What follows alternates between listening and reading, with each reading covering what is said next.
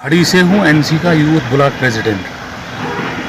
मैं सबसे पहले आप मीडिया के जितने भी लोग हैं आपका शुक्रगुजार हूँ कि वक्तन फवक्तन आप जो सताए हुए लोग हैं उनकी आवाज़ उजागर करते हो।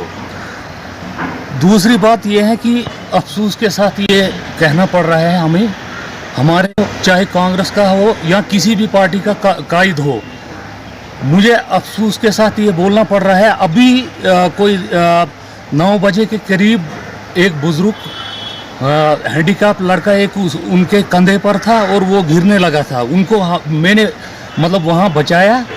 और ये अफसोस की बात है कि हमारे कायद जो हैं एक अड्डा है वो हिला नहीं सके, ये 1 किलोमीटर या 2 किलोमीटर हिला नहीं सके, जहाँ पर हमें सामान भी मिल रहा था या कोई होटल्स मिल रहे थे, यहाँ से उठाकर तो और कहीं अड्डा पहुँचा दिया। हम वो नहीं करते हैं, जो एडमिनिस्ट्रेशन ने फैसला लिया हम उसके खिलाफ नहीं है, लेकिन हम अपने कायद जितने भी हैं, चाहे वकार साहब हैं या सजाद साहब हैं, इनसे ये बताना चाहते हैं कि जब आप वोट लेते हो तो आपको तो लोगों के काम करने चाहिए।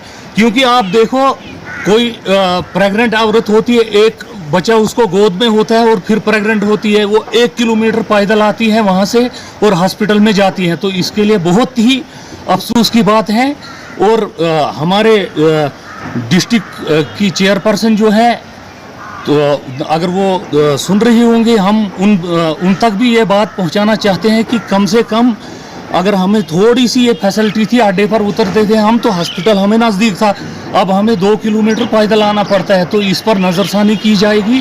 क्योंकि आपको ये बखूबी आप जानते हो, महू मगध से अगर कोई उतरता है 5 किलोमीटर पहाड़ी से उतर के तो महू में अड्डे में आता है वो सोमू में। वैसे ही हम भी अगर कहीं से 1 किलोमीटर उतरते हैं तो सोमू से फिर खड़ी बस स्टैंड से हम यहाँ पहुँचते हैं। तो इधर भी अगर हमें 1-2 किलोमीटर पैदल सफ़र करना पड़ेगा तो मुझे